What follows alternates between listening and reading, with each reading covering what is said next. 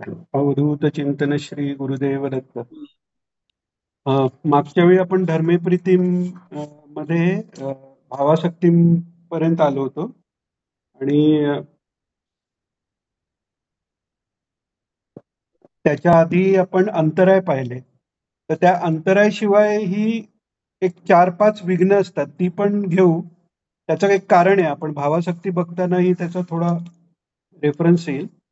आणि तो एक म्हणजे पापम तापम मागताना आपण कशापासनं लांब न्या मला किंवा काय दूर करा हे आपल्याला माहिती असणं आवश्यक आहे. म्हणून आपण अंतराय बघितले. त्या अंतरायामधले पण म्हणजे 9 अंतराय आहेत. त्यातले अगदी वरच्या लेवलचे अंतराय आहेत. अलब्ध भूमिकत्व 8वा अंतराय, म्हणजे समाधीचा लाभ झाला तरी ते टिकत नाही. स्वतः उत्थान म्हणतात ज्ञानाच्या 5व्या अवस्थेत.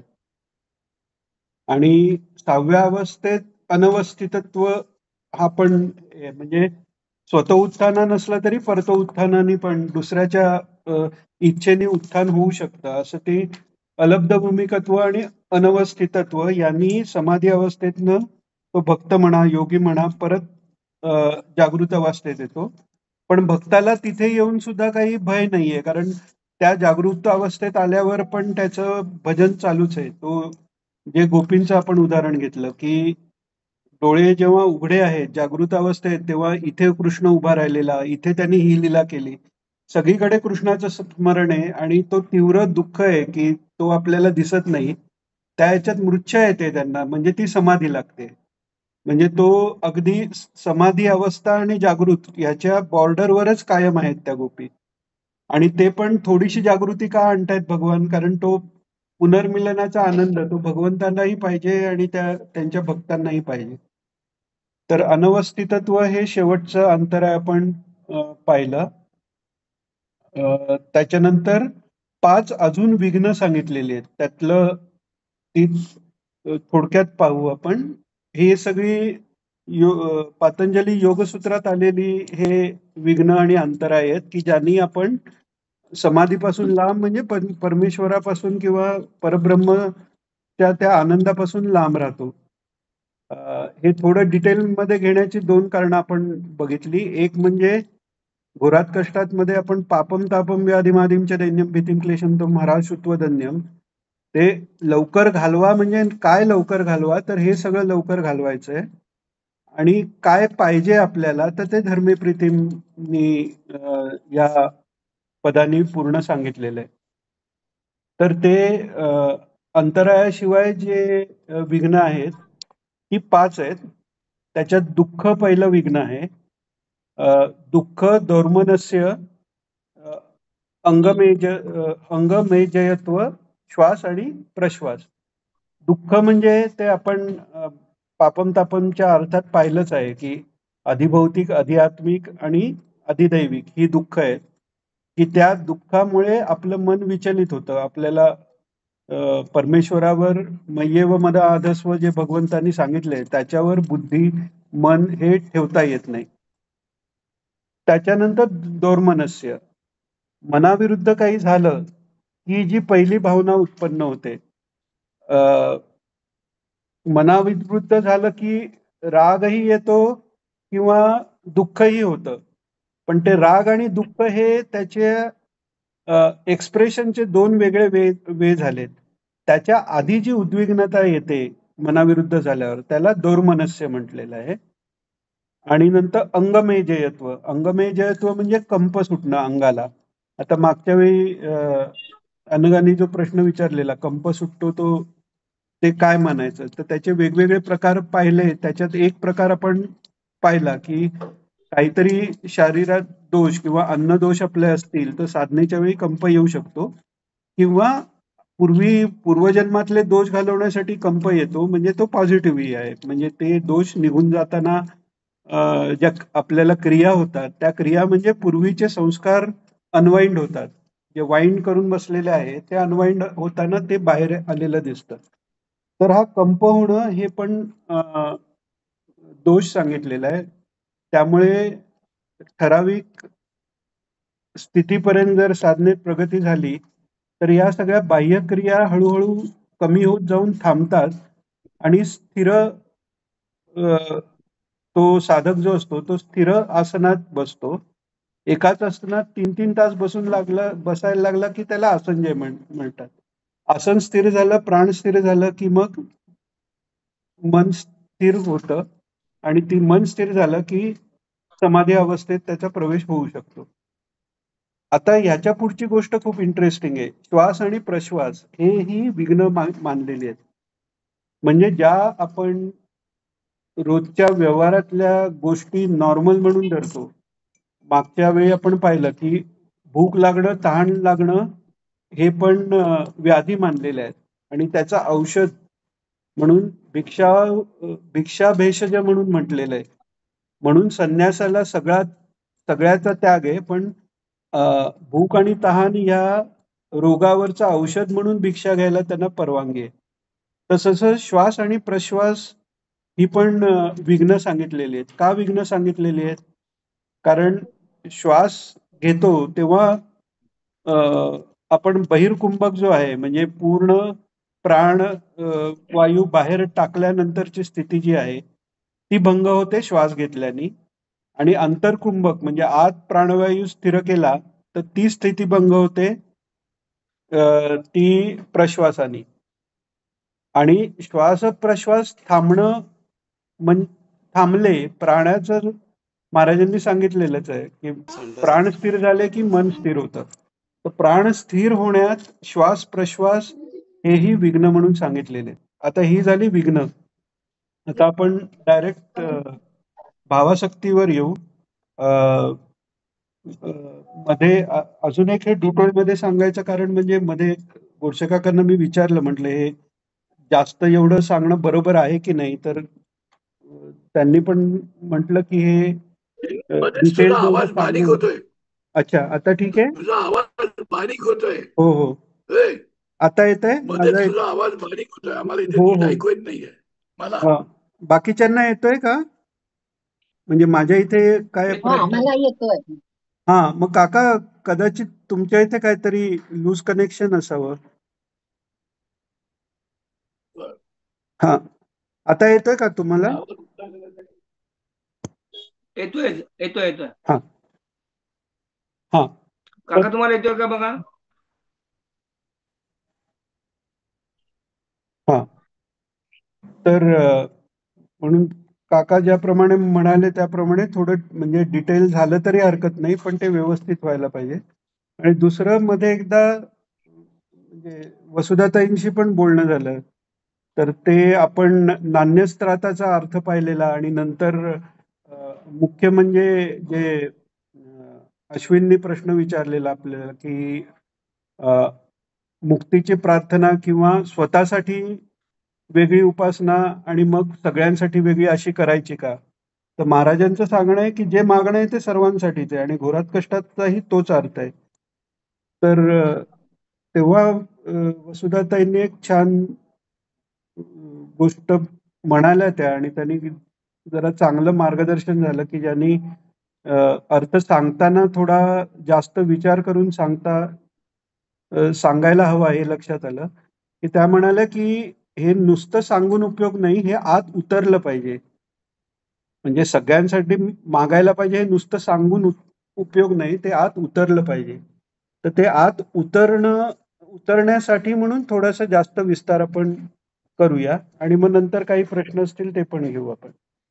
तर भावासक्तीपर्यंत आपण आलेलो आहे. आता हे म्हणायला पण छान वाटतं, भावासक्तीपर्यंत आलेलो आहे, कधी येऊ माहित नाही.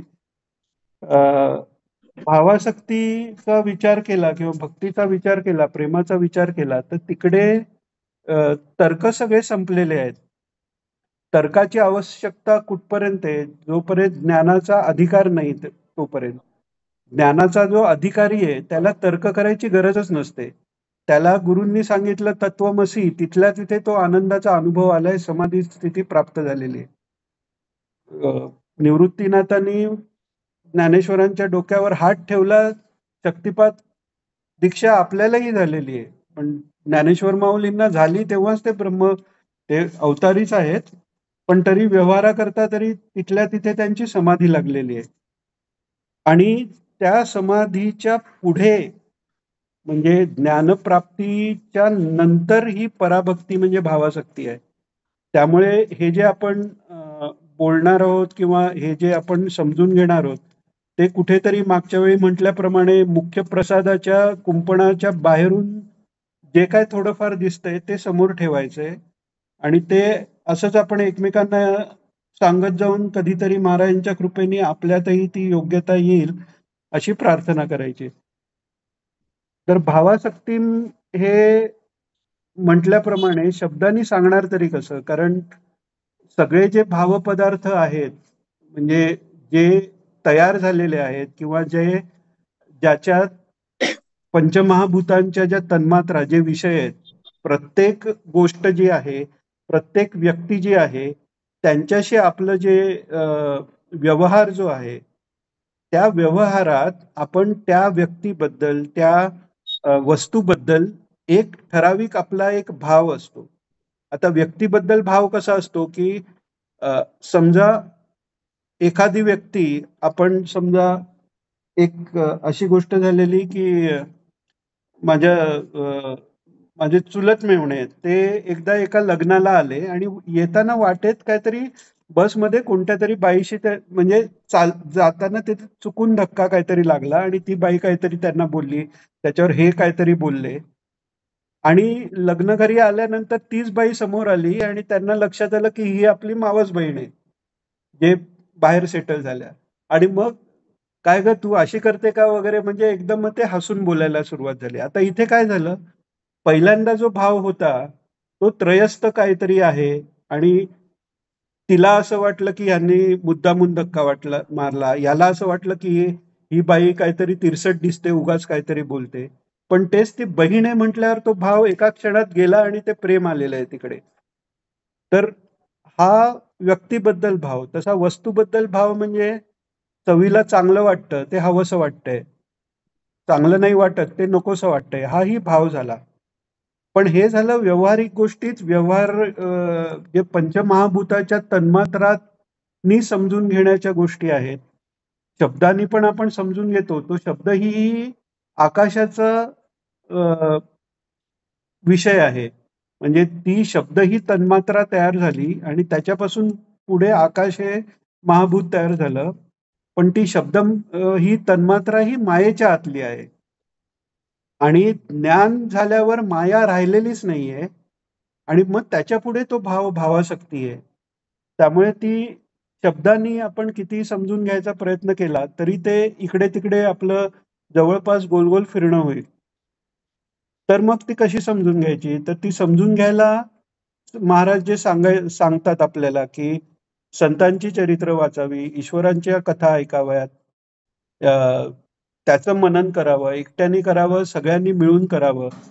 ते आहेच त्याच्याकरता, की ती भावासक्ती मिळण्याची जी सुरुवात, थोडा जो काही भाव सुरू होतो, आपल्या आपल्या महाराजांचं जे कोणतंही स्वरूप आपल्याला आवडतं, मग ते भगवान कृष्ण म्हणून असोत महाराज, की शिव म्हणून असोत, जे काही ज्याला ज्याला जे रूप आवडतं ते रूप आणि त्याच्याशी असलेला आपला भावसंबंध हा पहिल्यांदा एस्टॅब्लिश करता आला पाहिजे. हा पहिल्यांदा जोडता आला पाहिजे, की मला माझं इष्टदैवत कोण आहे, मला नक्की कोण आवडतंय, कोण आवडतंय म्हणजे सर्वत्र तोच परमात्मा आहे. पण गोपींनी म्हटल्याप्रमाणे रासक्रीडेच्या वेळी, तेही भावासक्तीचं फार मोठं उदाहरण आहे, की रासक्रीडेच्या वेळी थोडासा अहंकार मनात आला, की विश्वाचा नियंता आमच्या तालावर नाचतोय.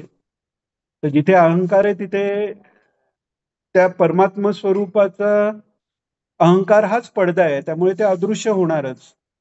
आणि मग पुन्हा जेव्हा गोपीगीत वगैरे म्हटलं, त्यांनी तळमळीनी किंवा त्या दुःखाने त्यांची पापं जळून गेली, अहंकार तर गेलाच गेला, तेव्हा विष्णू रूपात प्रकट झाले.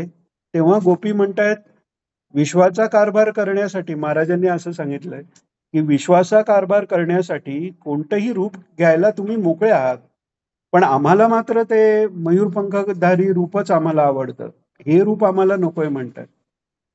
तर ही आहे भावासक्ती. म्हणजे जे व्यवहारात आपण करू तर बंधनाचं लक्षण ठरतं. म्हणजे माझा पोरगा, मग मी त्याला खायला नाही घातलं, तो खाऊ कसा? मग तो मुलगा कितीही मोठा झाला तरी तेच आहे.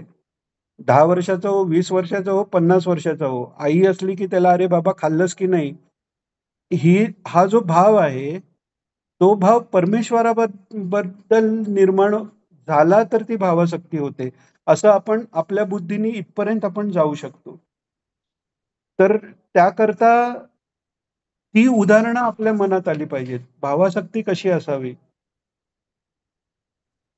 भागवतात म्हणजे गोपींचं तर आपण रासक्रीडेचं गोपींचं उदाहरण बऱ्याच वेळा घेतलंय. पण भावासक्तीचं सर्वात उत्तम उदाहरण की तशी लीला कोणत्याही अवतारात कधीही झाली नाही आणि कृष्णावतार सोडून कुठे होईल असंही वाटत नाही. अशी जी लीला आहे की दामोदर लीला ज्याला म्हणतात की भगवंताची भगवंताला यशोदा मातेने बांधून ठेवलेलं आहे. तर ती जर नुसती कथा आपण बघितली, ती सुरुवातच अशी आहे की ही माता दही घुसळण्याचं काम करते. आता ती दही कोणासाठी स्वतः घुसळते? कारण आपल्या पोराला चांगलं दूध, चांगलं लोणी मिळावं म्हणून. तर तो ते आधी थांबवायला सांगतोय, थांबवत नाही, हाताने बंद करतायत भगवान. कारण त्या मातेच्या दुग्धपानाची इच्छा आहे भगवंताला. दत्त महात्म्यात मोठे महाराज म्हणतात की जे जगाचं उत्पत्ती स्थिती पालन करतात त्यांना त्या अनुसूया मातेच्या स्तन्यांनी विश्राम मिळालेला आहे. तर ते भगवान पण आसुसलेले आहेत. कशाला आसुसलेले आहेत? की मातेच्या प्रेमाला, तिच्या दुधाकरता आसुसलेले आहेत. ही जेव्हा ते बालक आहेत, हे जेव्हा समजा एखाद्याला वात्सल्य भाव हा चांगला वाटत असेल, तर त्याच्यासाठी हे खूप छान उदाहरण आहे की ते तसं बाळ वाटले पाहिजेत आपल्याला. त्यालाही भूक लागते, वाटलं पाहिजे. आपल्याला त्याला पोषण त्याचं करायचंय. तिकडे तो परमात्मा विष्णू आहे, त्याचं नाटक आहे, मी काही त्याला देत नाही असं म्हणून उपयोग नाहीये. किंवा तिथे घुसळण्याचं काम न करता मी समाधी लावून बसते, हे हा भावासक्तीत नाहीये. कारण ते समाधी बिमाधीच्या पुढे आहेत. शुक्राचार्य महाराजांचं उदाहरण देतात की ते समाधी लावून बसलेले आहेत आणि व्यासदेव आपल्या 3-4 शिष्यांना पाठवतात, कारण त्यांना कोणतरी अधिकारी पाहिजे असतो भागवताचा प्रसार करायला. आणि आपल्या मुलापेक्षा जास्त अधिकारी कोण त्यांना दिसतही नाही. तर ते तिथे शिष्य जातात, नुसते 4 श्लोक भागवतातले, आणि इतक्या म्हणजे जन्मापासून सतत समाधी अवस्थेत असलेले, आणि इथे तिथे चालतानाही त्यांची ती समाधान ज्याला म्हणतात, महाराजांनी सांगितलंय समाधी अवस्थेतच सहज स्वरूप हे समाधान आहे.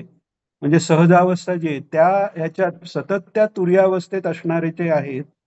आणि ते ताडकन डोळे उघडलेले आहेत त्यांनी. काय होतंय, किती गोड आहे. म्हणजे त्या समाधी अवस्थेत असताना, म्हणजे कल्पना करा की कोण अगदी साखर खातोय आणि त्याच्या वेळी त्याला दुसरं काहीतरी दिलं आणि ते साखरेपेक्षाही गोड लागलं म्हणून साखर बाजूला टाकली. तसं हे समाधी अवस्थेत सच्चिदानंदाचा सतत अप्रतिहत आनंद घेत असताना तेही नको म्हणून उठले ते. आणि त्याच्यानंतर सुखदेवांचं असं आहे की ते एकाही ठिकाणी दुधाची धार काढायला जितका वेळ लागतो त्याच्यापेक्षा एकही क्षण जास्त थांबलेले नाहीये. कारण ते प्रेम आहे, ती आवड आहे, ते आपल्याला जो आनंद मिळाला तो सगळ्या जगाला कळावा हे संतांचं प्रेम आहे. ऐशी कैवल्याची जाती करी लाभाविण प्रीती म्हणतात तसं आहे की मला आनंद मिळाला, संपलं, मी माझी साधना केली, आनंद मिळाला, नाहीये. मला जे मिळालंय ते दुसऱ्यालाही मी देतोय. तर ही जी भावना आहे ही केव्हा उत्पन्न होते? जेव्हा भावासक्ती उत्पन्न होते.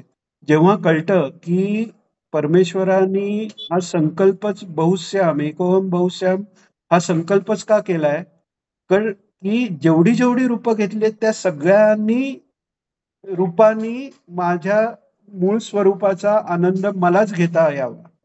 त्यामुळे आपल्याला भगवंत मिळावा ही आपली जितकी तळमळ आहे किंवा ज्या एखाद्या तीव्र मुमुक्षा असलेल्याची जितकी तळमळ आहे त्याच्या कैकपट तळमळीने भगवंतांना ही तळमळ आहे की आपण त्यांच्यापर्यंत पोचावं आणि हे लक्षात येणं ही भावासक्ती आहे.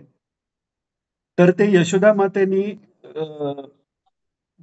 दूध ते दही घुसळणं थांबवलंय आणि घेतलं भगवंतांना मांडीवर आणि पाजायला सुरुवात केली. तेवढ्यात चुलीवर ठेवलेलं दूध उतू जायला लागलंय. आता चुलीवर झालेलं दूध उतू जायला लागलंय तर तिकडे दुधाकडे लक्ष गेलेलं आहे. आता ह्याच्यात अजून एक महत्वाची गोष्ट अशी आहे की ते चुलीवरचं दूध जे यशोदा मातेने ठेवलेलं आहे ते त्यांच्या सगळी आता यशोदा माता ही खरं तर राणी आहे, व्रजराणी आहे. नंद हे व्रजराज आहेत आणि ही त्यांची राणी आहे. पण तरीही ती स्वतः दही घुसळते कोणासाठी? तर ते माझ्या मुलाला सर्वात चांगलं लोणी मिळावं म्हणून. आणि दूध पण ठेवलंय त्या सिलेक्टेड तिच्या ज्या 2 गायी आहेत, ज्याचं सर्वात मधुर दूध आहे. तर आपल्या दुधापेक्षाही त्यांचं दूध मधुर आहे आणि ते आपल्या मुलाला मिळावं ही इच्छा आहे. म्हणजे लक्ष दुसरीकडे पण जर गेलं आहे, ते पण कशाकरता गेलंय, की आपल्याच बाळाला चांगलं दूध मिळावं म्हणून लक्ष गेलंय. पण ते लक्ष गेलं, ह्यांना खाली ठेवलं, ह्यांना काही ते पसंत पडलेलं नाही. राग आलेला आहे. राग म्हणजे क्रोध आलेला आहे. म्हणजे षड्रिपू टाकावे किंवा ज्यांच्यामुळे षड्रिपू जातात, त्यांना क्रोध आलेला आहे. असा क्रोध भगवंतांना कधीच कुठे आलेला नाहीये. तो फक्त भक्तांच्या बाबतीतच ते क्रोध करू शकतात. एकदा फक्त भीष्माचार्यांच्या बाबतीत आलेला आहे, की शस्त्र त्यांनी उचललं. तर क्रोध आलेला आहे आणि महाराज सांगतात, की म्हणाले, "काय ही बाई म्हणाले, हिच्याकरता आम्ही वैकुंठातनं इथे आलो आणि हिचं सगळं लक्ष दूध दह्यातच आहे. आज एकही भांड शिल्लक ठेवायचं नाही. झालं, निर्णय झालेला आहे म्हणाले महाराज." तर असं ते आत गेल्यावर यांनी सुरू केली फोडाफोड आणि रागाच्या बरोबर फोडाफोड सुरू केली आणि नंतर म्हणाले, की आता हे महागात पडणार. मग जिथे सगळं दही-दूध स्टोअर करतात, त्या रूममध्ये, त्या खोलीत ते जातात त्या गृहात आणि तिकडे उखळ ठेवलेले आहे. त्याच्यावर उभे राहून स्वतः लोणी खातायत, माकडांना वाटतायत, सगळा तिकडे राडा केलेला आहे आणि यशोदा माताही येते. पाहते तर पहिल्यांदा तर हसायला येतं. अच्छा म्हणाले, याचंच हे कर्तृत्व आहे काय? म्हणजे आत्तापर्यंत ज्या गोपी सांगत होत्या, ते काही खोटं नाही. म्हणजे लगेच राग आलेला नाहीये. पहिल्यांदा तर ते पण कौतुक वाटलेलं आहे, की याचीच लबाडी. पण दुसऱ्या क्षणाला भीती वाटलेली आहे, की हा एवढी चोरी करतोय आणि आपण आत्तापर्यंत याला पाठी घातलंय, तर हे काय संस्कार पुढे जाऊन काय करेल हा? म्हणजे याला शिक्षा झाली पाहिजे आणि मग राग आलेला आहे. आणि पकडायला गेली, जवळ गेली, आई जवळ आली कळल्यावर धूम ठोकली यांनी. बरं आणि हुशार आहेत ना परत, छोटे असले तरी. मग तिथे नंदराजांचं सभागृह आहे. तर यांनी विचार केला की त्या सभागृहात बायका येत नाहीत, त्यामुळे आईने आपल्याला तिथे कधी नेलं नाही. तिकडे जाऊया, तिकडे काही आई येत नाहीत म्हणून धावलेले आहेत. आता त्यावेळी असं सांगितलेलं आहे की त्या दिवशी नंद वगैरे सगळे ते गोवर्धन पूजेच्या तयारी करायच्या निमित्ताने उपनंदाकडे वगैरे गेलेले असतात सगळेच पुरुष मंडळी. त्यामुळे सभागृह रिकाम आहे. आता सर्वज्ञानी जे भगवान आहेत, ज्यांच्यासाठी भूतकाळ नाही, भविष्य नाही, सगळंच वर्तमान आहे. सगळ्या काळात, सगळ्या ठिकाणी एकाच वेळी असलेले भगवान आहेत. म्हणजे नंदराय तिकडे ते आपण द्विसासरी गुरुचरित्रातले ते आपण बऱ्याच वेळा महाराजांकडनं ऐकलंय ना ते, की विश्वसाक्षी न चेक्षसे, तुम्ही विश्वसाक्षी आहात. तुम्ही पाहिलं नाही असं काहीच नाहीये. विष्णू आहात तुम्ही, त्यामुळे तुम्ही ऐकलं नाही असं काहीच नाहीये. तर हे भगवान आहेत, तरी पण ते बालरूपात त्या मातेची अंकित राहण्याचं जे त्यांची लीला आहे, ती जी आवड आहे, त्यात ते इतके गुंग झालेले आहेत की त्यांच्या डोक्यातही नाही की तिकडे कोणी नाही. त्यामुळे ते गेले, आई मागून गेलेली आहे. आता पळायचं कुठे? तर वनाच्या दिशेने पळायला सुरुवात केली त्याने आणि तो काटेरी मार्ग आहे. आईला परत टेन्शन आलेलं आहे की आता त्या काटेरी मार्गावर जाणार, काटे लागणार आपल्या बाळाला. घाबरली ते आणि धावत धावत पकडले आणि छडी घेतली तिथली. हा, आता ते पकडायच्या आधी ही लीला अशी झाली की हे पुढे धावतायत, आई मागे धावतायत. शेवटी यशोदा दमली. आता ज्याला योगी कोणी पकडू शकत नाहीत, वेदही त्याला पकडू शकत नाही, नेती नेती म्हणतात. म्हणजे इतकं सगळं एक्सप्लेन केलं, इतकं अमुक हे तमुक हे, असं स्वरूप तसं स्वरूप, हे सगळं झाल्यावर वेद काय म्हणतात की न इति. हे जे सांगितलंय त्याच्याही पेक्षाही पर भगवंत आहे. ती ही आई काय पकडणार? ती दमली. दमली आणि बसल्यानंतर आता त्या लीलेत आता कोणाला असंही वाटेल की भगवंत जे आहेत ते नाटक करतायत. लीला म्हणजे नाटक नाहीये. माया हे नाटक होऊ शकतं. लीला हे नाटक नाहीये. लीला हे भगवंताचे जेन्युइन भावभावना आहेत. भगवंताच्या ज्या शुद्ध भावना आहेत, त्या शुद्ध भावनेनीच आपल्या मनातल्या शुद्ध भावना तयार झाल्यात. त्यांच्या भावना खोट्या कशा असतील? तर ते खरंच घाबरलेले आहेत. आणि मग कोणी म्हणेल की म्हणजे भगवान घाबरले, मग त्यांचं ज्ञान गेलं का? तर भगवंताचं भगवंतपण ह्याच्यातच आहे की एकाच वेळी ते सर्वज्ञ आहेत, एकाच वेळी त्याच वेळी त्यांचा आनंद कुठेही गेलेला नाहीये. त्या सच्चिदानंदाचा आनंद पण त्यांच्याकडे आहे आणि त्याच वेळी मातेची भीती पण आहे. आणि ते धावताना यशोदा माता थकून थांबते आणि हा आता काट्यात जाणार म्हणून ती घाबरते आणि त्यांनी क्षणभर ती एकदम अशी स्तब्ध होऊन डोळे मिटते. आता जी लीला चाललेली आहे ती या मातेच्या इच्छेने चाललेली आहे. आपलं बाल रूपाचं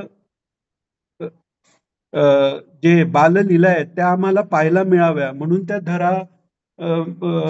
जी यशोदा आधीच्या जन्मात धरा नावाची एक हे असते वसूंची बायको, तर तेव्हा त्या दोघांनी प्रार्थना हे केलेली असते की आम्हाला आपल्या बाललीला पाहिजेत. तर जिच्यासाठी बाललीला आहेत तिने डोळे मिटल्यावर भगवंताची गती थांबली आहे तिकडे, तिकडच्या तिकडे थांबलेत ते. वनाकडे ते लक्ष आहे ते मागे गेलेत.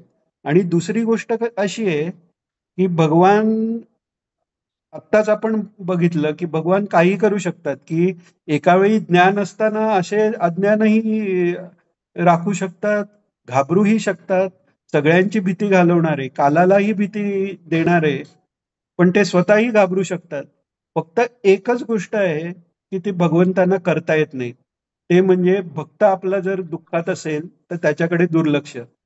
त्यामुळे स्वतःला वाचवत असतानाही बाकी सगळं त्यांनी झाकून ठेवलंय. आपलं ज्ञान झाकून ठेवलंय, आपली सगळ्या सिद्धी झाकून ठेवल्यात. उडत गेले असते, अदृश्य झाले असते. ते काही केलेलं नाही कारण ते सगळं विसरून गेलेत. पण एक गोष्ट त्यांना कधीच सोडता येत नाही ती म्हणजे दया आहे. ती म्हणजे भक्तवात्सल्य आहे. तर त्यांची जी भक्तवात्सल्याची शक्ती आहे ती त्यांना मागे वळवते, आईकडे पाहायला लावते आणि तीच शक्ती 10 पावलं दूर असते यशोदा माता. ती क्षणात यशोदा मातेला 10 बोटं अंतरावर आणून ठेवते. आणि आईची माया इतकी आहे की पुत्राची काळजी, त्याला आता आपण शिक्षा करायची नाहीतर त्याचं कसं होईल या काळजीत तिला तो झालेला चमत्कारही दिसत नाहीये. भावासक्ती काय आहे तर ही भावासक्ती आहे की आजूबाजूला जरी पहाड कोसळला, ऍटम बॉम्ब कोसळला तरी तिकडे लक्ष नाहीये. एक लक्ष कुठे तर ते माझं बाळ आहे आणि त्याचे संरक्षणाची जबाबदारी माझी आहे, त्याला शिक्षाही मीच केली पाहिजे. तर ती 10 अंगुली अंतरावर आल्यावर मागून पकडते कृष्णांना. तर घाबरलेले आहेत. महाराज म्हणतात भागवत सांगताना, घाबरलेत भगवान, मारती की काय आई, डोळ्यातनं अश्रुधारा चाललेल्या आहेत. हे म्हणजे असे महाराजांचे शब्द आहेत त्याच्यात. आणि असं असं पुसतायत, गालावर सगळं काजळ आलेलं आहे. पुसतायत, आईच्या चेहऱ्याकडे बघतायत. केविलवाणा चेहरा आहे. त्यांना एक माहित आहे की आपला चेहरा केविलवाणा झाला की आई लाड करते. त्यामुळे अजूनच केविलवाणा चेहरा केलाय. पण आई ऐकायला तयार नाहीये. आई ऐकायला तयार नाहीये. छडी घेतलेली आहे तिथे. अजूनच घाबरलेत. आता मारणार आई. मारते की काय आई म्हणतात. आणि स्तब्ध झालेले आहेत. कारण काही मार्गच नाही ना. बाकी कोणतं संकट आलं तर आई वाचवणार. आता आईच मारायला निघाल्यावर वाचवणार तरी कोण आहे? काहीच मार्ग नाही. स्तब्ध झालेले आहेत. आणि आता आई मारणार. आता तेवढ्यात आजूबाजूच्या गोपी त्याचा आक्रोश एवढ्या मोठ्याने टाहो फोडलाय की सगळ्या गोळा झाल्या. त्यातली एक म्हातारी गोपी सांगते की जाऊन दे यशोदे, काय चोरी कसली, घरातलंच तर खाल्लंय ना, लहान पोर आहे, एवढं काय चिडायचं. तर त्या ह्याच्यात हे तरी यशोदा ऐकत नाही. मग यांनी रोहिणी मातेला हाक मारतायत, रोहिणी मैया बघ, ही आई अडकवते, मला सोडव. ते होत नाहीये. असं सगळी ती तडफड त्यांची चालू आहे. आणि एक क्षण यशोदेलाही विचार येतो की अरे अरे, आपलं पोरग खरंच घाबरलंय. एवढूसं लेकरू, आपण आत्तापर्यंत कधी त्याला ओरडलो पण नाही. आणि आता एवढं केलंय, आपण मारायला आलो, इतकं घाबरलंय, श्वास प्रश्वास चालू आहे. आता मगाशी आपण जे अंतराय पाहिले, अंतरायानंतर जी विघ्न पाहिली, त्या विघ्नात आठवत असेल तर पहिलं विघ्न दुःख आहे. आता ती सगळी विघ्न गेल्यावर जे ज्यांना भेटायचं तेच दुःखी आहे तिथे. नंतर दौर्मनस्य आहे, मनासारखं झालेलं नाहीये. आईने पाजलं पण नाही आणि आता तर आई चिडलेली आहे. म्हणजे भगवंताला दौर्मनस्य पण आलेलं आहे तिकडे. त्याच्यानंतरची आपण विघ्न जर पाहिली तर अंगमेजयत्व, शरीराला कंप, यांचं शरीर कापताय, ओठ लाल लाल होऊन ओठ कापतायत. एवढे घाबरलेले आहेत, हातपाय थरथरतायत सगळे. आणि श्वास प्रश्वास जोराने असा भाता चालल्यासारखा त्यांचा श्वासोच्छ्वास चालू आहे. कारण हा प्रसंगच आलेला नाहीये. आतापर्यंत भगवंतावर कोणतं संकटच आलेलं नाहीये.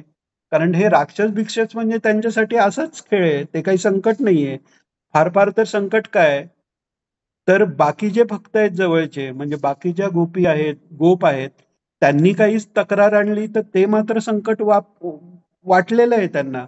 पण त्याच्यासाठी त्यांच्याकडे उपाय आहे. आईच्या मागे जायचं, पदरामागे लपायचं की आई सगळं बघून घेते. त्यांना त्यांना वाटेला लावते. यशोदेनी कधीच ऐकून घेतलेलं नाहीये की माझा पोरगा गुणीचं हेच तिला माहितीये. तर असे म्हणजे त्यांना कळत नाहीये आता आपण कसं याच्यातनं वाचायचं. बरं, शक्तीही नाहीये. म्हणजे 3 वर्ष काय काय वय आहे त्यांचं. हात सोडून घ्यायची पण शक्ती नाहीये. सिद्धी तर सगळ्या विसरलेल्या आहेत तिकडे. आता आईही बघते, तिलाही आपल्या मुलाला असं बघायची सवय नाही.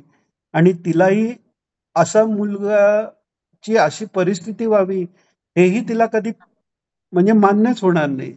तर एक क्षण तिला वाटलंय की त्याला घ्यावं हृदयाशी, पटापट त्याचे मुके घ्यावे आणि त्याचे लाड करावे. पण दुसऱ्या क्षणी ती भगवंताचीच लीलाशक्ती तिच्या डोक्यात विवेक रूपाने घुसलेली आहे की नाही नाही नाही, याला आत्ता शिक्षा झाली नाही तर ह्याला पुढे हा अजून काही काही करायला लागेल. त्यामुळे शिक्षा तर झाली पाहिजे. पण केविलवाणा चेहरा आहे. आता हे आपण ऐकताना आपण हे बघतोय की ते खरंच बाळ दिसतंय तिला. आपल्याला दिसतंय का ते? तर तो एवढूसा बाळ आहे, केविलवाला चेहरा आहे, आई एवढी भडकले आणि सगळ्यांसमोर चाललंय, भर मोकळ्या जागेत सगळे गोळा झालेत. केवढं ते त्या एवढूशा बाळासाठी ते केवढं मोठं भयंकर हा. तर ती पाहते आहे त्यांच्या चेहऱ्याकडे. आता ही सगळी लीला होताना म्हणजे आता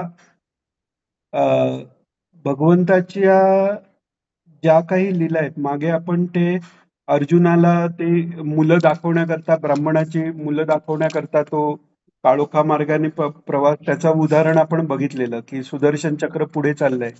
ते चक्र म्हणजे ज्ञान आहे साक्षात, आणि भगवान हे तिथे गुरुरूप आहेत, आणि तिकडे पुढे जाऊन महाविष्णूच म्हणजे स्वतः तेच भगवान महाविष्णू स्वरूपात दिसत आहेत. ती अज्ञाचक्राच्या भेदापासून सहस्रारापर्यंतची तो प्रवासाचं ते त्या कथेतनं आलेलं आहे.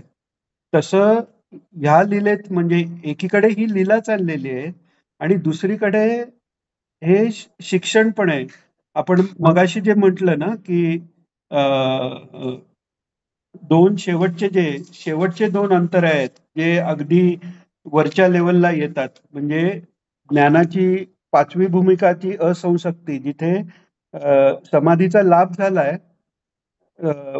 पण त्याच्या आधी त्या असंशक्तीच्या जरा आधी कसं आहे की जवळ येऊन पोचलेला आहे, किंवा सगुण किंवा सविकल्प समाधी लागलेली आहे, पण तिथे कुठेतरी मी माझं राहिलेलं आहे. तो विकल्पामुळे परमेश्वर आणि आपण रामकृष्ण परमहंस म्हणतात की त्या ठिकाणी अज्ञात चक्रापर्यंत जेव्हा पोचतो तेव्हा तो आनंद आणि आपण याच्यात एक अहंतेचा आणि ममतेचा पातळ पडदा राहिलेला असतो.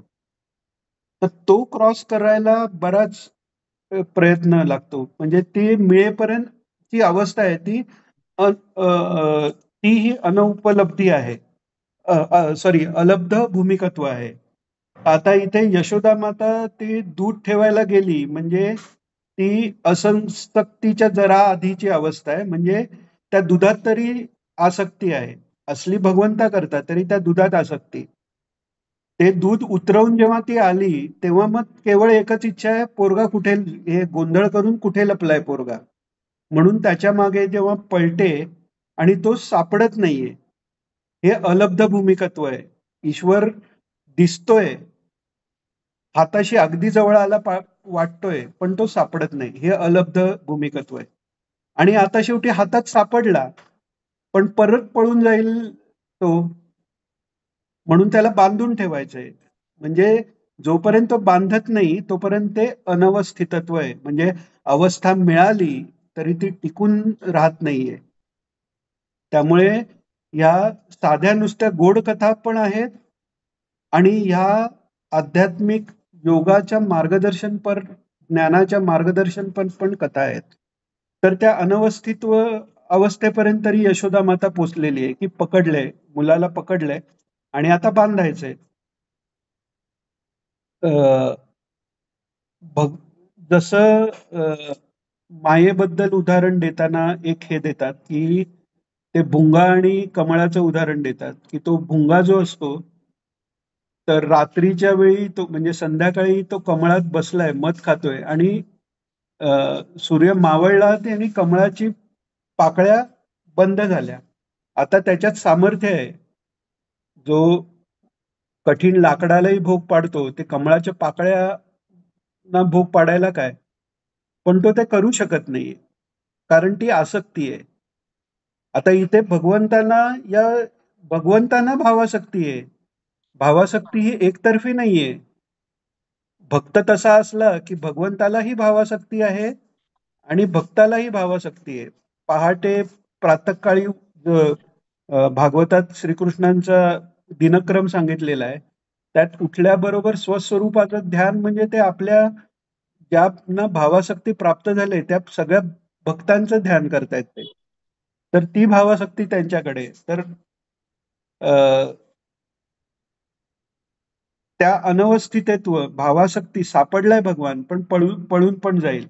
पण जेव्हा तो अहंकार जातो, पराभक्ती प्राप्त होते, त्याच्यानंतर जो परत अहंकार येतो तो अहंकार नुसता लीलेचा अहंकार आहे. त्याचं उदाहरण आपण मागे बघितलेलं की सूरदासांचं उदाहरण आहे. हे सगळे मध्ये मध्ये उदाहरणं देण्याचं कारण की भावासक्ती काय आहे तो हो नक्की कळावा. ती तशी शब्दात वर्णन पूर्णपणे होऊ शकत नाही, आणि हे फक्त माझ्याच्यानी होऊ शकत नाही, तुमच्याच्यानी होऊ शकत नाही असं पण नाहीये. नारदीय भक्ती सूत्रात भक्तीची व्याख्या दिलेली आहे. की भक्तीची व्याख्या देताना एक मिनिट करे ते हे काढते नारदीय भक्ती सूत्र तो म्हणजे ते सूत्र पण वाचू आपण. म्हणजे त्याच्यात पहिल्यांदा नारद आहेत ते बाकी ऋषींनी जी भक्तीची व्याख्या दिलेली आहे ती सांगतात आणि मग स्वतःचं मत सांगतात. तेव्हा ते म्हणतायत की भाव किंवा ती भक्ती काय आहे. भक्ती काय आहे तर आपल्या प्रियस्पदाला सर्व सुख देण्याची तीव्र इच्छा आणि त्याचा वियोग क्षणभर जरी झाला तरी तो सहन न होणं, ही त्यांनी भक्तीची व्याख्या केलेली आहे. ती एक मिनिट ती वाचूनच दाखवतो. एक मिनिट ती वाचूनच दाखवतो. खूप छान आहे ते सूत्र. तर नारदीय भक्ती सूत्रात आधी म्हणजे नारद महर्षींनी वेगवेगळ्या ऋषींची म्हणजे पराशर महर्षींनी केलेली भक्तीची व्याख्या दिली आहे. त्याच्यानंतर पाराशर्य म्हणजे व्यासांनी दिलेली, पराशरांचे मुनी. नंतर गर्गाचार्यांची व्याख्या दिली, शांडिल्याची व्याख्या दिली. ते आपण कधीतरी वेगळं पाहू. ते भावासक्ती समजायला तेही चांगलं आहे, पण तो वेगळा मोठा विषय नारदीय भक्ती सूत्र. पण हे सगळं झाल्यावर नारदांनी स्वतःचं नाव घालून लिहिलंय. पण नारदांच्या मते म्हणजे त्यांनी स्वतःला त्रयस्थपणे धरून, पण नारदांच्या मते नारदस्तु तदर्पिता चरिता तद्वित स्मरणे परम व्याकुल तेती. म्हणजे सगळा आचार जो आहे तो त्याला अर्पित आहे, सगळ्या कामना त्याला अर्पित आहेत.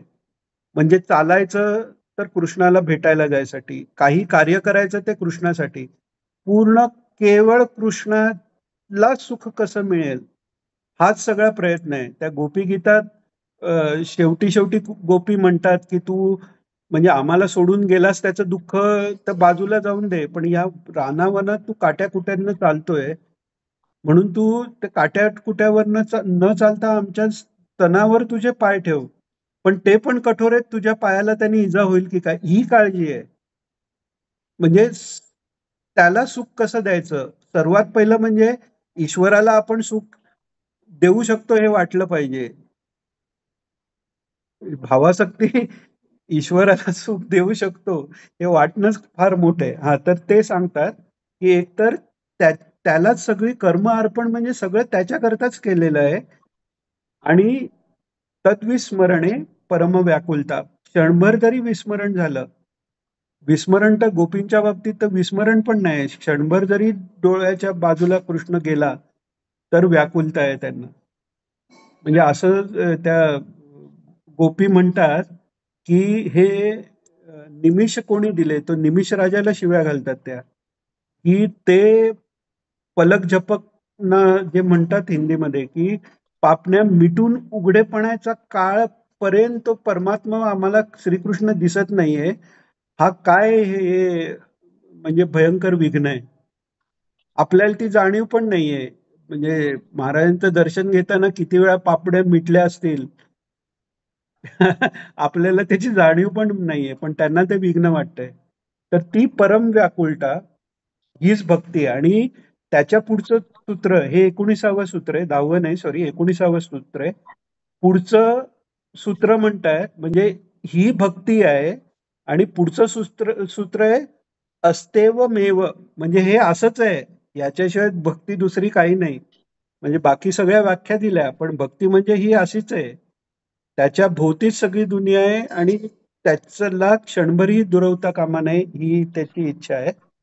आणि पुढे सांगतायत यथा व्रजगोपिका नाम, म्हणजे 19-20 मध्ये 19 मध्ये डेफिनेशन दिलं, 20 मध्ये परत त्याला पुष्टी दिली, फक्त हे आणि हेच भक्ती आहे.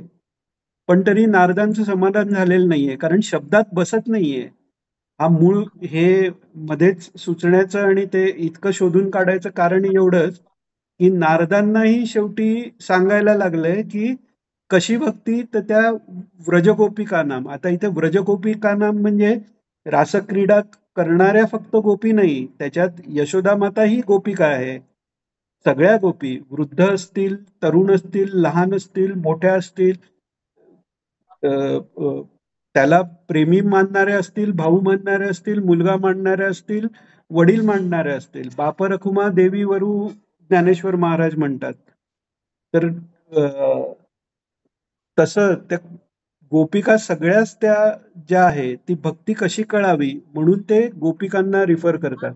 म्हणून भक्ती कळायसाठी आपल्याला ती लॉजिकनी नाही सांगता येत. ती कोणत्या तरी गोपीची कथा घेऊनच सांगता येते. आणि बरं, बाकी वेळी गोपींची कथा घेतली किंवा रासक्रीडेची जरी आपण गोष्ट घेतली तर त्याच्यात गोपींची भक्ती कळते. भगवंतांची भावासक्ती कळायला याच्यासारखं दुसरं चरित्र नाही, उखळ बंधनासारखं. हे कधीच भगवान कधीच घाबरलेले नाहीयेत. त्याच्या आधी घाबरलेले नाहीयेत, नंतरही घाबरलेले नाहीयेत. इतके केविलवाणे कधीच झालेले नाहीत. हे महात्म्य जे महाराजांनी गुरुचरित्राच्या याच्यात सांगितलेलं आहे की विश्वाचे जे नियंते आहेत, नियामक आहेत, ते तानप बाळ झालेत. म्हणजे इथे श्रीकृष्ण अवतार तर भगवंतानी घेतला आणि त्यांचं तिला वर द्यायचा म्हणून त्याच्या पोटी आले, तरी इकडे तर परीक्षा बघायला गेलेले आहेत. इथे बालरूपात दर्शन द्यायला गेलेले नाहीयेत. नंतर पोटी जन्माला आले ते नंतर आले, पण आधी परीक्षा घ्यायला गेलेले आहेत. तरी त्या माऊलीची इतकी ते पातिव्रत्य आणि पातिव्रत्यापेक्षाही जगन्माऊली आहे. एक अशी स्टेज येते की त्यावेळी तो जो सत्पुरुष आहे किंवा जी म्हणजे स्त्री जरी असली तरी त्यांना सत्पुरुष हाच शब्द आहे, की दया इतकी असते की लहान मोठं कोणीही असलं तरी ते आपलं बालक आहे असं वाटायला लागतं. एकदा बाबांबरोबर साईटला गेलेलो, तर तेव्हा तो प्रसंग खूप लक्षात राहिला. मी काहीतरी फर्स्ट इयर इंजिनिअरिंगला वगैरे असतील का असं काहीतरी, आणि साईटवर एकदा गेलेलो. तर तिथे एक असे आजोबा अगदी हे होते, तर बाबांनी त्यांची चौकशी केली आणि पुढे जाता जाता म्हणाले, दिनेश होतं काय की हे सगळे जे काम करणारे आहेत, आता हे तुला हे आजोबा दिसले असतील पण मला हे आपल्या मुलासारखे वाटतात, कारण यांचा चरितार्थ चालवायची जबाबदारी माझ्यावर आहे. तर हे एकदम आठवलं उदाहरण, पर्सनल आहे, सॉरी पर्सनल उदाहरण दिलं म्हणून. पण ती जी भावना आहे ती यशोदा मातेची आणि तशीच अनुसया मातेची इतकी मोठी आहे की ते परमेश्वर समोर आलेले आहेत, तेही बाल आहेत, अशी इच्छा करतायत म्हणजे बाल आहेत ते. आणि खरोखरच जे परमेश्वराचं रूप आहे, जे मूळ रूप जे आहे ना भगवंताचं, ते वटपत्रावर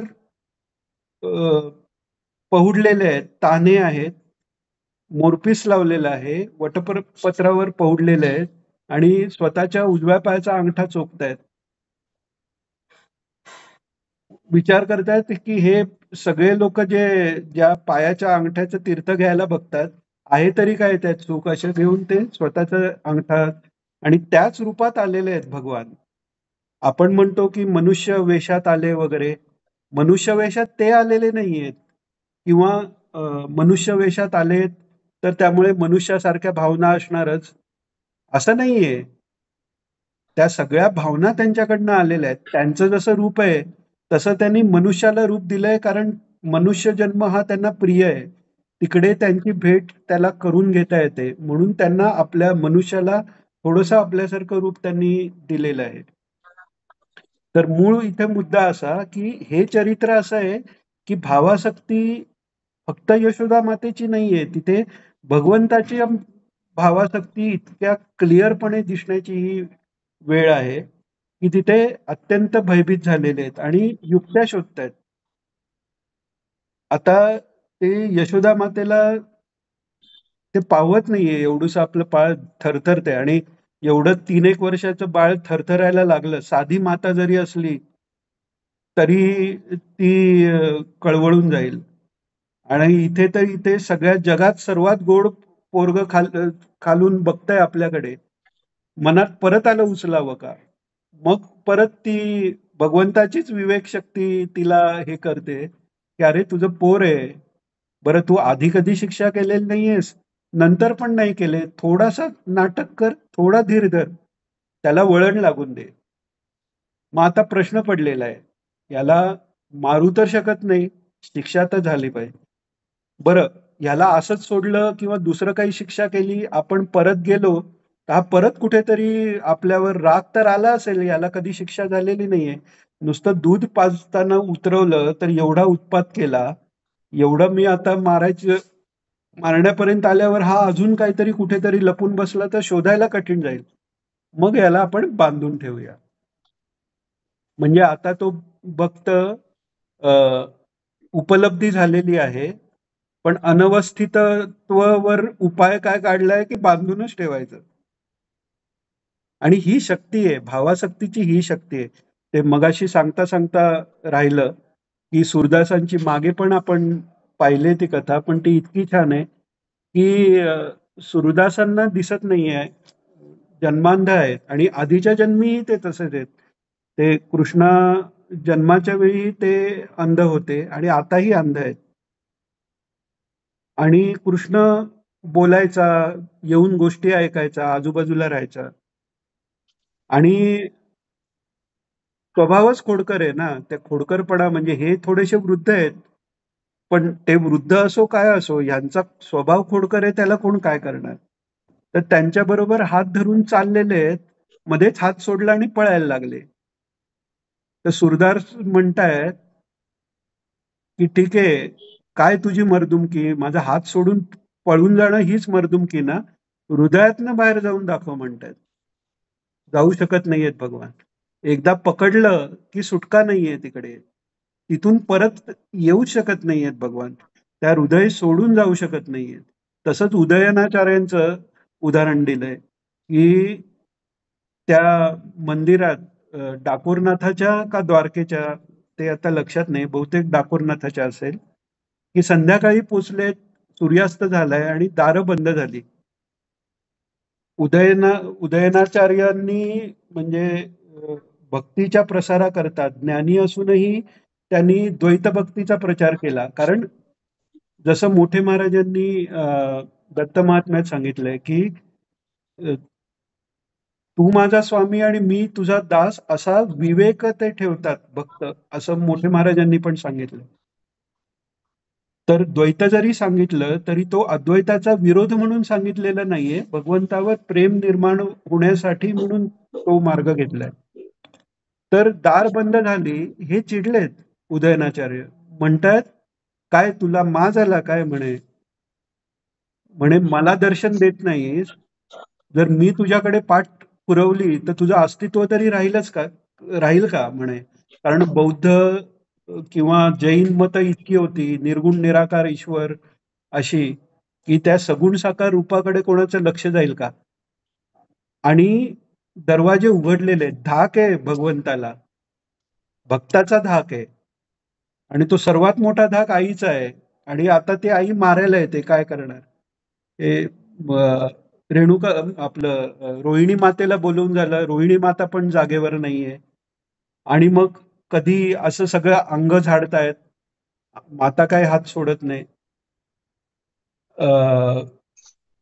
त्याच्यानंतर जमिनीवर एकदम उताणे पडले तरी हात पकडलेलाच आहे. काहीच जमत नाही, तर शेवटी इतकं गोड ते की आईच्याच मागे जाऊन तिच्या पदरामागे लपायचा प्रयत्न चाललाय. मारते आई, आईपासूनच पळायचंय. पण त्यांना बिचाऱ्यांना एवढंच माहितीये की काहीही संकट आलं की ह्या पदरामागे लपलं की संकट जाते. तसाच हात पकडलेला असताना अशा अशा हळूहळू मागे मागे मागे मागे जाऊन ती हे करायचा प्रयत्न चाललाय. पण सुटका नाहीये. आणि मग ती पहिली दोरी बांधायला घेतली.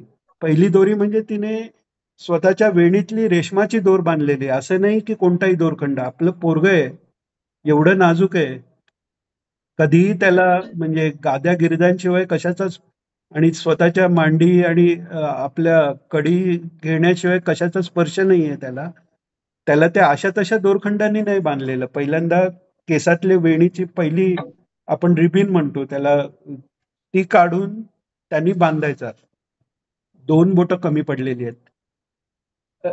आता ती 2 बोटं कमी पडलेत, काय कमी पडलेली आहेत? भावासक्ती निर्माण व्हायची, तर तो पहिल्यांदा अहंकार पूर्ण गेला पाहिजे आणि पूर्ण गेल्यानंतर तो लीलेकरता परत आला पाहिजे. मग तो अहंकार जसं जळलेली जी दोरी असते, रामकृष्ण परमहंसांनी बऱ्याच वेळा उदाहरण दिलंय, की महाराजांनी पण दिलंय ते उदाहरण, की जळलेल्या दोरीचा बांधायला उपयोग होत नाही. तसा तो फक्त प्रेमाचा आस्वाद घेण्यापुरता अहंकार तो पराभक्तीचा आहे. आता इथे पण जो अहंकार आहे भक्ताचा, तो काही आपल्यासारखा अहंकार नाहीये, की मी इतकी शाणी आणि हा मला काय एवढूसा पोरगा मला, असा अहंकार नाहीये. किंवा हा माझं ऐकत कसं नाहीये, हा पण अहंकार नाहीये. तिचा अहंकार हाच आहे, की हे माझं पोरग आहे, याचं कल्याणाची जबाबदारी माझी आहे. म्हणजे अहंकार काय, की याच्या कल्याणाची जबाबदारी माझी आहे, हा अहंकार आहे. आणि हे माझं पोरग आहे, हे ममत्व आहे. शुद्ध सात्विक अहंकार आहे. पण तो शुद्ध सात्विक अहंकार असताना भगवंताचा साक्षात्कार होतोय, तो सापडतोय, तरीही ते टिकत नाहीये, म्हणून तोही गेला पाहिजे.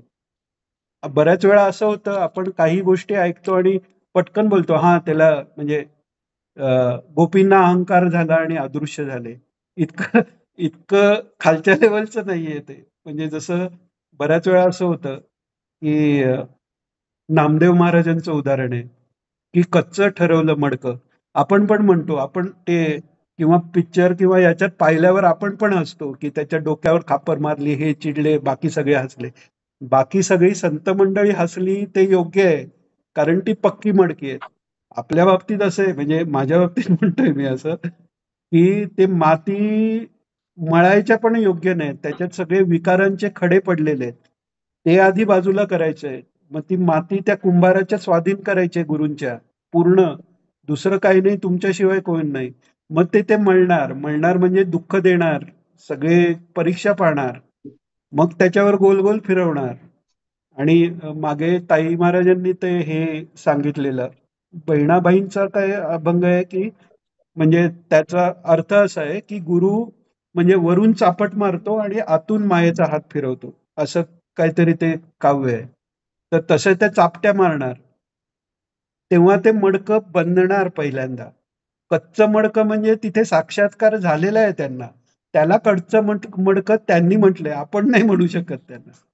तर त्या लेव्हलला आलेले तो शुद्ध सात्विक अहंकार वाढवलाच पाहिजे. हे माझं पोरगं आहे असं वाटलंच नसतं तर ही लीलाच घडली नसते. ही लीलाच घडली नसती तर पराभक्तीची परमोच्च अवस्थेपर्यंत गेलीच नसते. अर्थात यशोदा माता पराभक्तीच्या परमोच्च अवस्थेला नव्हती असं नाही.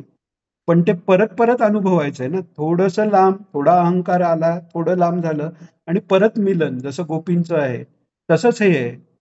पोराला थोडंसं लांब केलंय, परत जवळ. आईला घाबरलेलं पण आहेत. आता इतकं घाबरल्यानंतर पुढे ही लीला कंप्लीट झाल्यावर यशोदेनी जेव्हा जवळ घेतलं, तेव्हा किती तो आनंद आहे भगवंताला स्वतःलाही. तर सांगायची गोष्ट ह्याच्यात अशी, की कच्चं मडकं जरी असलं, तरी ते इतक्या प्रतीचं नामदेवांचं मडकं आहे, की तिथे विसोबा खेचरांनी नुसतं सांगितलं, जिथे देव नाहीये तिकडे तो पाय ठेव. कदाचित एखाद्याला कळेलही, की हां, म्हणजे देव सगळीकडे. त्यांना नुसतं कळलेलं नाहीये.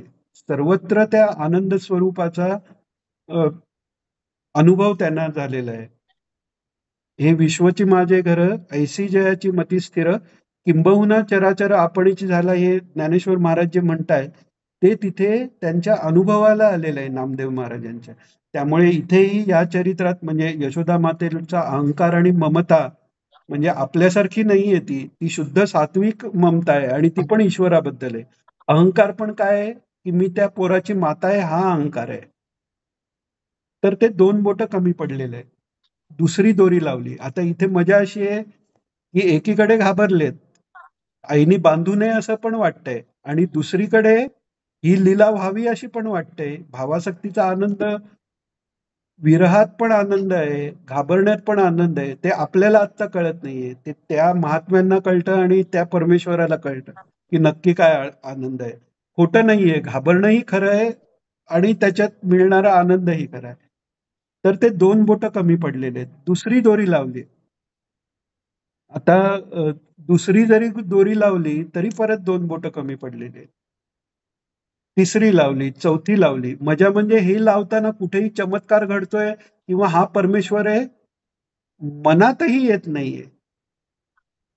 हे अज्ञान नाहीये, ही भावासक्ती आहे. ईश्वराबद्दल ऐश्वर्य बुद्धी निर्माण झाली, तर कसं आहे, निर्गुण निराकाराची उपासना, ज्ञानाचे हा भाग तर वेगळाच झाला. भक्तीमध्येही जर ऐश्वर्य बुद्धी असेल, तर तुम्हाला सलोखता मिळू शकेल, सरूपता मिळू शकेल, सामिप्य मिळू शकेल. समीपता आधी मिळेल, सरूपता मिळेल, सायुज्यही मिळेल.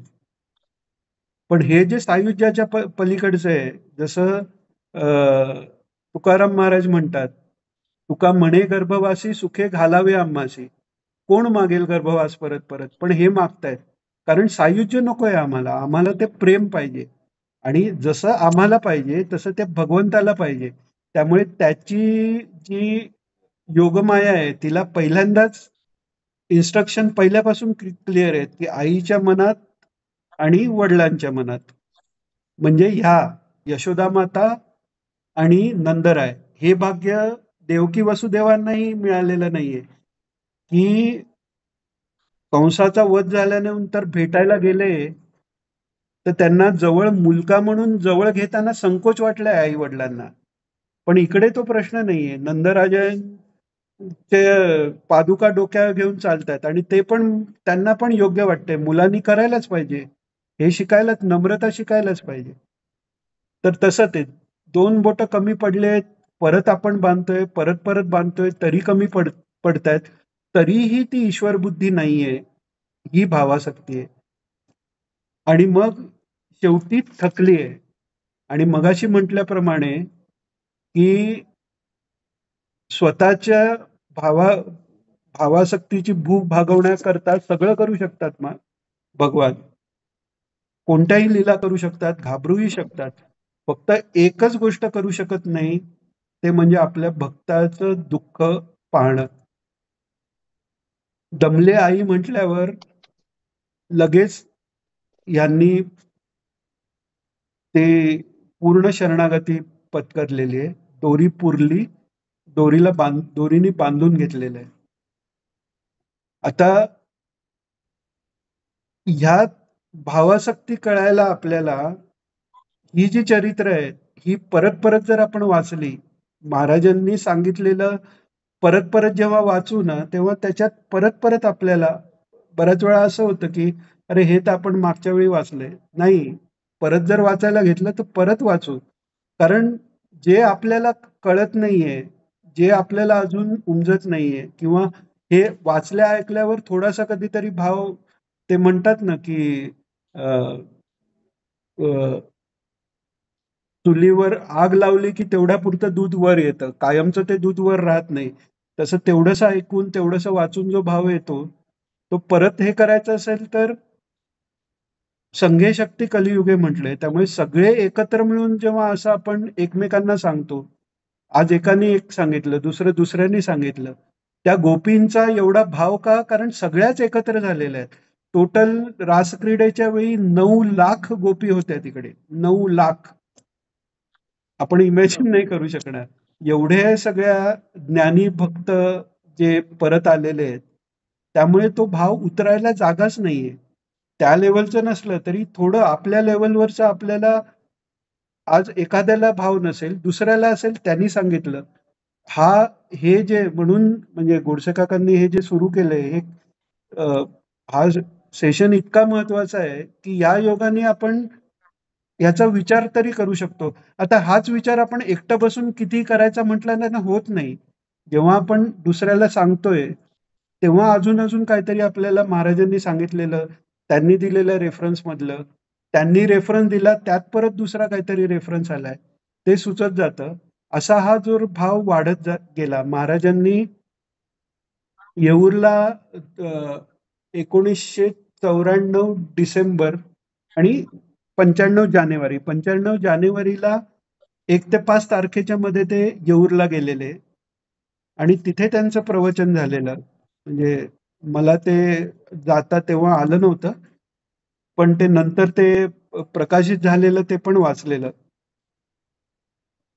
तर त्यात स्वभावाप्रमाणे पहिल्यांदा सगळं कौतुक केलंय. इथे भगवानरावांनी एवढी मोठी संस्था निर्माण केलेली आहे, शिक्षणाचं कार्य चालू आहे, ते भजन वगैरेही होतात, संस्कार चांगले होतात, हे ते हे सगळं सांगितलं. आणि मग सांगितलं असं जरी असलं तरी एका भिक्षुकाची गोष्ट जे आचार्य महाराजांनी सांगितलेले, आणि मग तो श्लोक त्यांनी सांगितला. त्या श्लोकात काय सांगितलं आचार्य महाराजांनी, की गंगेच्या किनारी वास असावा आणि काही नाही, एक कौपिन असावं, गंगेच्या वास असावा आणि ईश्वराचं स्मरण भजन नित्य चालू असावं आणि कितीही केलं तरी ते कमी वाटावं, एवढंच मागणं मागितलेलं आहे. जे नारदांनी भक्तिसूत्रात सांगितलेलं आहे की क्षणभरही वियोग नाहीये, क्षणभरही विस्मरण झालं तरी कोटी विंचू डसावेत इतकी विस्मरण तर जाऊन दे, दृष्टीच्या आड गेले तरी त्यांना ते दुःख होतंय. तर ही भावासक्ती आहे. अर्थात ही आत्ता जरी आपल्याला आली नसली तरी भक्ती मार्गाचा फायदा असा आहे की ज्ञानमार्गात तुमचं साधन चतुष्टय संपत्ती नसेल तर तुम्हाला ते ज्ञान, म्हणजे तो एका ग्रंथात तर त्या हंसराज स्वामींनी सांगितले, त्या मला वाटते लघुवाक्यवृत्तीचं का कोणता तो ग्रंथ, की हे वाचू नये. महाराजांनी सांगितले, त्यांनी लिहिलंय प्रस्तावनेत की हा ग्रंथ कोणी वाचू नये म्हणतात. मग लिहिला कशाला म्हणाले, तर त्यांनी मग सांगितलं महाराजांनी की साधन चतुष्टय असल्याशिवाय हा वाचू नये. हे नियम आहेत. योगाभ्यासालाही नियम आहेत. प्राणायाम कोणीही केला, महाराजांनी सांगितलंय की वाडीत एक कोणतरी होते, त्यांचं वेड लागलं, त्यांना कुठेतरी काहीतरी भलताच प्राण कुठेतरी अडकू शकतो. पण तसं भक्तीचं नाहीये. भावासक्ती आज आपल्याला पूर्ण समजलेली नसेल, पण तो भाव थोडासा समजतोय आपल्याला.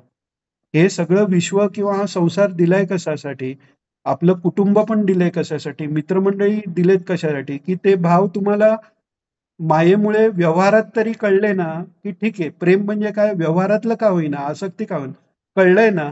फक्त इथून ते तिकडे लावायचा प्रयत्न करा. इथली काढायचं पूर्ण पण कठीण आहे, ठीक आहे. सुरुवातीला इथे पण ठेवा, तिथे थोडी तरी सुरुवात करा.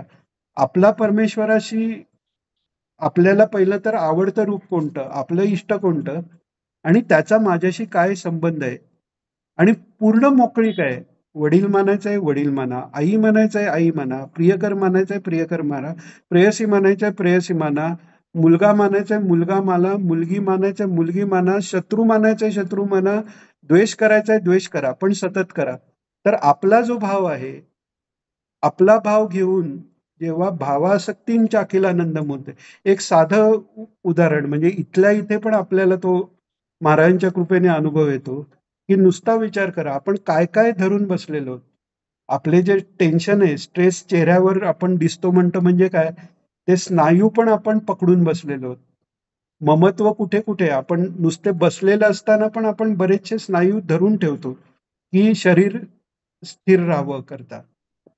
शवासन तेवढा करताच आहे. तो जरी आत्ता पण बसल्या बसल्या डोळे मिटून विचार केला की हे सगळं मी सोडले, पायावरचा सगळा जे पकडले ते सोडले, सगळे स्नायू सोडले, चेहऱ्याचे, डोक्याचे, आणि त्याच्याबरोबर जे विचार आहेत त्यांना सोडून दिले, ते सगळे गेलेत आणि माझे भगवान आणि मी एवढंच आहे, बाकी काहीही नाहीये आजूबाजूला. ती माझी आई आहे, ते माझे वडील आहेत, तन्नो माता त्वम पिता तो दीपस्त्वम. आणि आता मी त्यांच्याकडे हट्ट करून मागतोय की नाही मला हे पाहिजेच आहे, नाही मला भावासक्ती पाहिजेच आहे. क्षणभर तरी त्याचा थोडं तरी डोळ्यात पाणी यायलाच पाहिजे. हे वाढवत जसं जसं जाऊ तसं अजून अजून महाराज काय सांगतात ते अजून अजून आपल्याला समजत जाईल. आणि कुठे ना कुठेतरी त्या दिशेने निदान काय मागतोय हे तरी आपल्याला भावासक्ती मागतोय म्हणजे काय मागतोय हे तरी आपल्याला कधीतरी समजेल असा एक थोडासा विचार आहे. आणि त्या भावासक्तीला गेलेले महात्मे काय मागतात जे प्रल्हादानी मागितलंय. नरसिंहांनी मागायला सांगितलं काहीतरी वर माग, हे म्हणाला की मी तुमचा अकाम बघताय आणि तुम्ही पण स्वामी असे नाही आहात की मी काही मागितलं तरच देणारे आहात, तर काही नको म्हणाले. आणि आग्रह केल्यावर मागितलंय तर काय मागितलंय की मनात माझ्या काहीही कामना उत्पन्न होऊ नयेत हा वर मागितलाय. कारण काय, कामना आली की लक्ष गेलं भगवंताचं. त्यामुळे कामना जिथे आहेत, राग, द्वेष, मद, मत्सर, दंभ, लोभ याच्यापैकी एक आपणही विचार करून बघतो. समजा एका मुलाचं एका मुलीवर भयंकर प्रेम आहे. त्या मुलीचा त्याचा विचार चाललेला आहे आणि तेवढ्यात त्याच्या समोरून